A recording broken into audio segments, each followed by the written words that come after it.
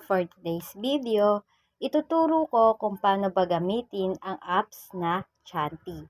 So, let's start. So, kapag nakapag-download na kayo ng Chanti, pwede na kayo mag-create ng account dito. So, ginamit ko dito is yung Gmail account ko.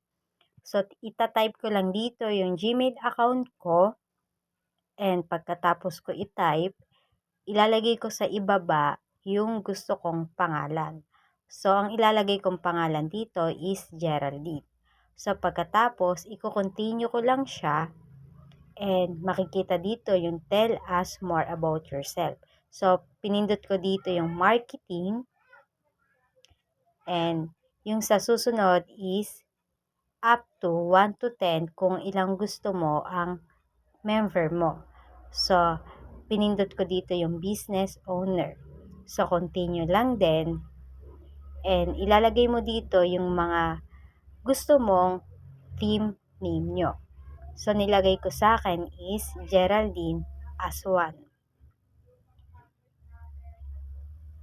So, pagkalagay ko ng team name ko, i-continue ko lang siya and magsisend sa Gmail yung code na hinihingi dito.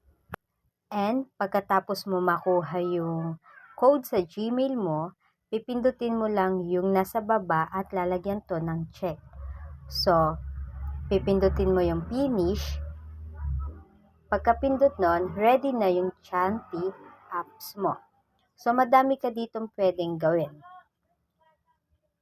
Ayan yung mga pwedeng gawin dito sa apps na to.